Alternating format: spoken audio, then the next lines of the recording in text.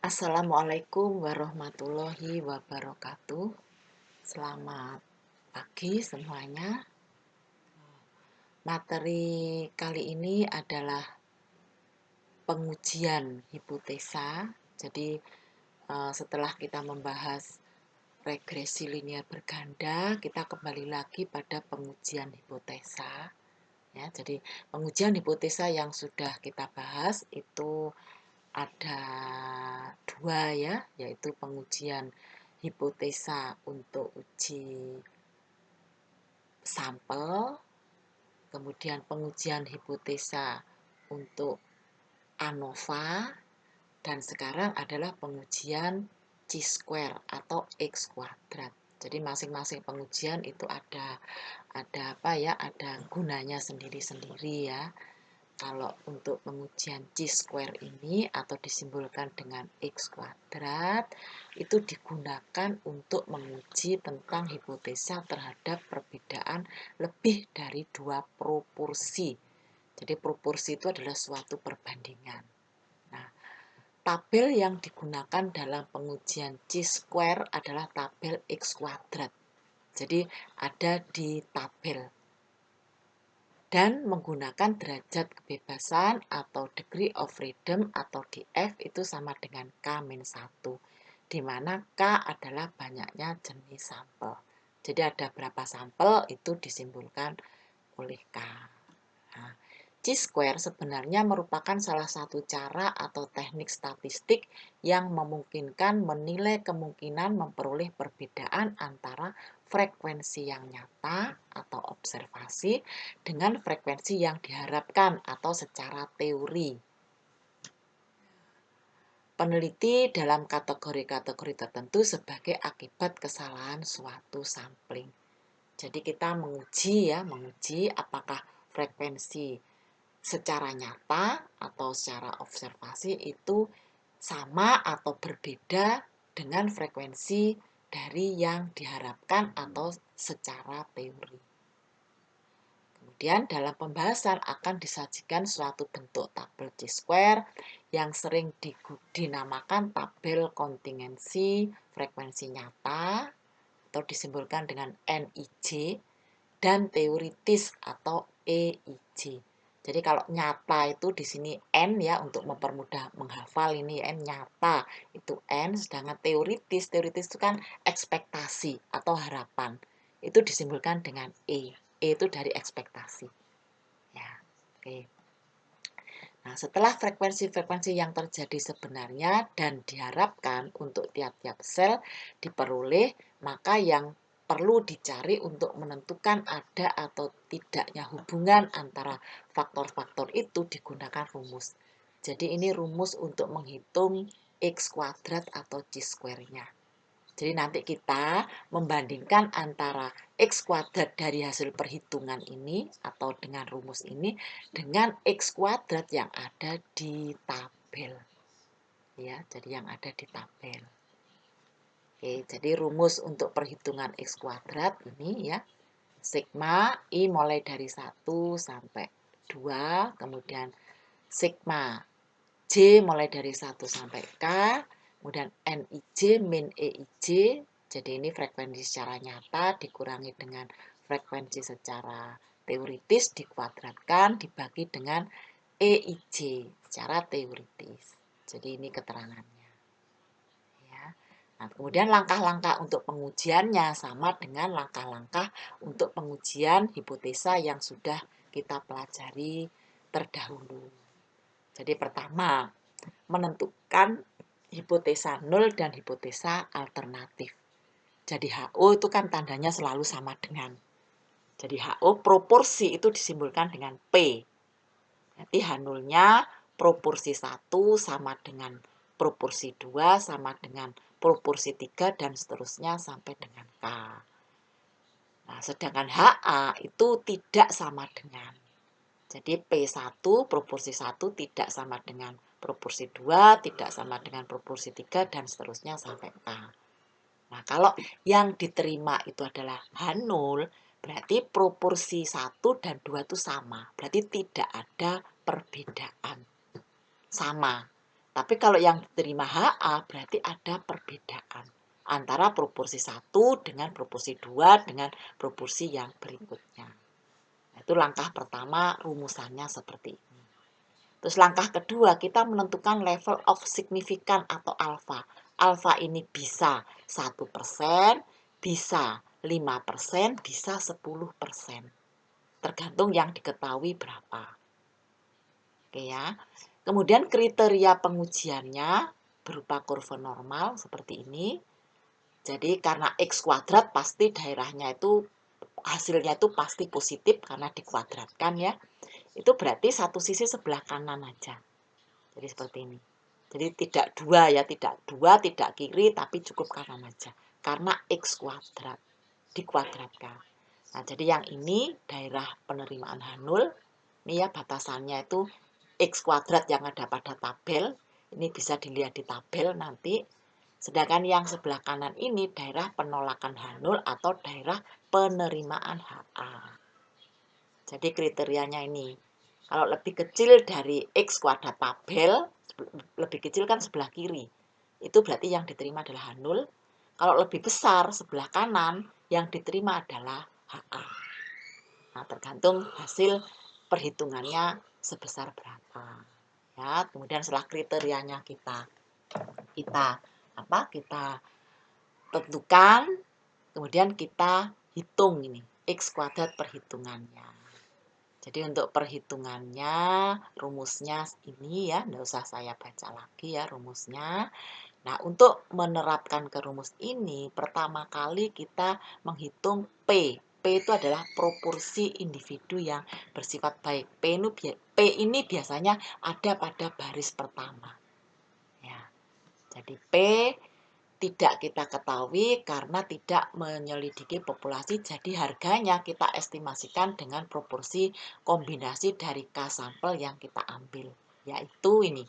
P sama dengan kita ambil baris pertama atau N1, ya N1 dibagi dengan N. N ini total semua sampel. Dibagi dengan N, itu adalah proporsi. Nah, kalau proporsinya ini sudah kita hitung, maka kita bisa menghitung ekspektasi dari frekuensi yang diharapkan. Jadi cara menghitungnya, kalau E11 ini berarti E-nya ini atau unsurnya ini atau angkanya ya berada di baris 1 kolom 1. Ya, ini baris 1 kolom 2. Kemudian kalau sudah E11 dihitung, E21 tinggal mengurangkan aja. Terus setelah itu, setelah ini semua sudah dihitung, dimasukkan ke rumus ini, kemudian hasilnya berapa, baru kita bisa mengambil kesimpulan. Oke ya, contohnya. Ini contohnya. Nah, misalkan, seorang pengusaha ingin meneliti apakah proses produksinya masih dalam batas-batas in control atau tidak. Nah, untuk itu dibuat suatu penelitian atau percobaan ya. Dari hasil penelitian diketahui bahwa pada hari pertama sampel sebesar 100, jadi produksinya diambil 100 ya, ternyata yang rusak 12. Kemudian hari kedua diambil lagi sampel 120, ternyata yang rusak 15. Terus hari ketiga sampel sebanyak 80, ternyata yang rusak 6. Jadi apakah proporsi antara yang rusak hari pertama, kedua, dan ketiga itu sama atau tidak? Nah, itu kita uji. Ya. Yang menjadi persoalan adalah apakah terdapat perbedaan yang berarti atau signifikan proporsi produk yang rusak di antara ketiga sampel itu. Nah, jika terdapat perbedaan disebabkan oleh faktor kebetulan saja atau oleh faktor lain yang benar-benar berarti, misalkan faktor bahan, tenaga kerja, dan lain-lain. Untuk itu kita buktikan dulu, apakah ada perbedaan atau tidak ada. Oke ya, jadi soal ini itu dibuat tabel seperti ini. Jadi yang atas itu produk yang rusak, yang bawah yang tidak rusak. Terus ini hari 1, hari kedua, hari ketiga. Disesuaikan dengan ini. Dengan apa? Dengan yang diketahui ini. Untuk hari pertama kan diambil 10 sampel, yang rusak 12.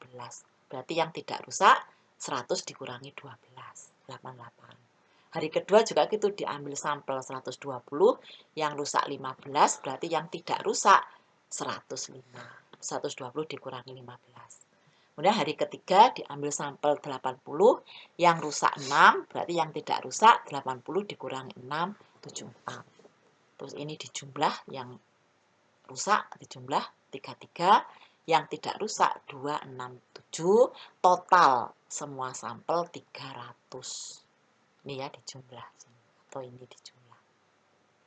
Oke, kalau sudah, sekarang kita rumuskan sesuai dengan langkah-langkah melakukan tes hipotesa. Jadi pertama, menentukan H0 dulu. H0 itu tandanya sama dengan. Jadi P1 sama dengan P2 sama dengan P3 karena ini sampelnya sampai 3. Kalau sampai 4 ya ditambah lagi sama dengan P4. Terus HA itu kebalikannya. Jadi kalau ini sama dengan, HA-nya tidak sama dengan. Jadi kalau nanti yang diterima H0 berarti tidak ada perbedaan karena sama. Kalau yang diterima HA berarti ada perbedaan karena di sini tidak sama. Oke, terus yang kedua, menentukan alfa atau level of significance diketahui 0,05 atau 5%. 5% itu 0,05. Terus setelah itu kriteria pengujian dibuat kurva normal gambarnya. Terus ini dikasih garis ini adalah nilai X kuadrat tabel. Jadi caranya dilihat di tabel. Tadi untuk melihat di tabel kita lihat alfanya. Ini alfanya kan 0,05 atau 5%. Terus untuk di F-nya, degree of freedom-nya itu yang ke bawah itu ya K-1. K-nya kan 3. Sampelnya 3. 3 ya. Terus dikurangi 1, 2. Hasilnya 5,992. Ini bisa dilihat di tabel sini. Ini ya tabelnya.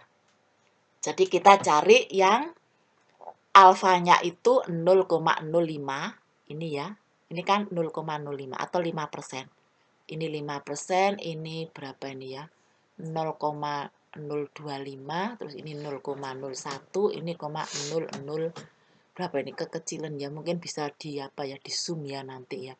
Ini yang jelas 0,05 di sini. Ini 0,05. Jadi 0,05 terus di F-nya K-1, K-nya 3 dikurangi 1, 2 berarti ini. Nah, jatuh angka 5,991. Kalau misalkan K-nya 4 ya berarti 4 min 1, 3. Berarti angkanya jatuh 7,815. Ini karena K-nya 3 berarti ini yang kita pakai ya, 5,991. Ini jadi ya 5,991. Ini batasannya. Jadi nanti hasil perhitungan kalau lebih kecil dari 5,91 berarti masuk sini. Kalau lebih besar berarti masuk sana. Oke ya, jadi ini kriterianya. Nah, sekarang kita hitung. Ini perhitungan dari X kuadrat. Itu pertama kita tentukan dulu proporsinya P ya. P itu kan N1 tadi itu ya rumusnya. Mana ya? Ini rumusnya N11 tambah N12 dan seterusnya. Nih ya. Jadi yang atas ini dijumlah. Yang atas ya N1 kan baris 1. Ini dijumlah. Hasilnya 33. 33 per N keseluruhan. Jadi 33 dibagi 300. Hasilnya 0,11. 0,11. Jadi ini P-nya. P ini yang menentukan. Terus kalau sudah dibuat tabel ya, tabel. Kalau tadi tabelnya kan ini, aslinya kan ini tabelnya. Ini adalah tabel dari frekuensi nyata atau frekuensi yang sebenarnya.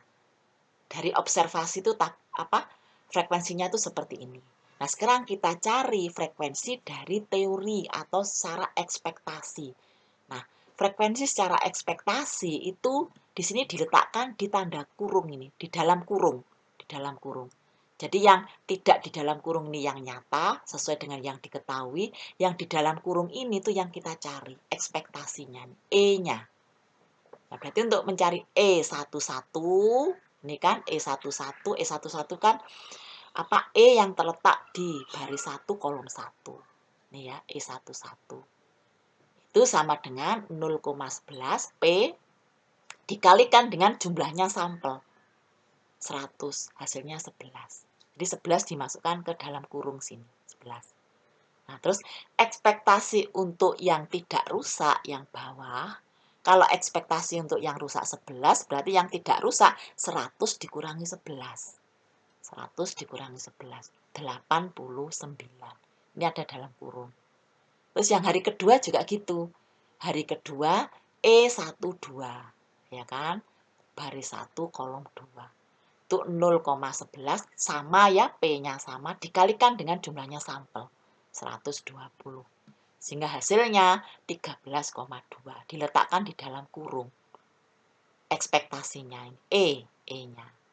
Terus kalau E yang rusak 13,2 berarti E yang tidak rusak 120 dikurangi 13,2. Hasilnya 106,8.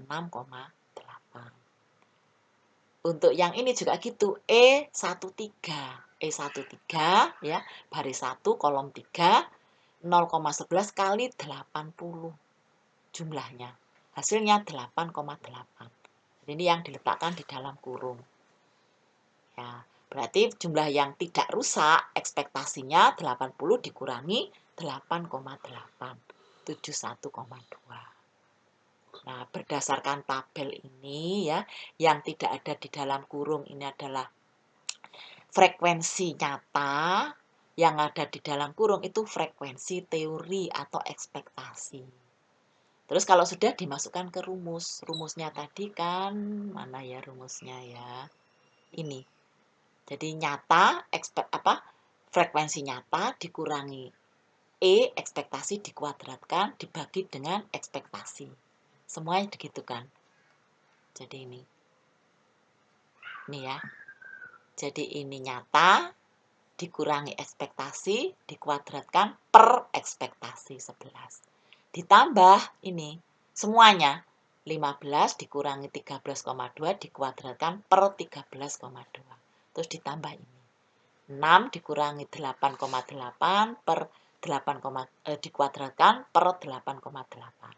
Terus ditambah yang ini. Semua di sini. Ya, enggak usah saya omongkan satu persatu, terus saya tahu. Terus habis itu diselesaikan. Jadi 12 min 11 itu 1 kuadrat 1 dibagi 11.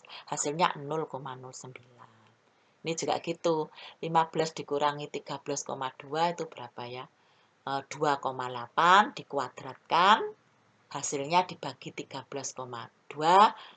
Hasilnya 0,25. Dan seterusnya. Semuanya.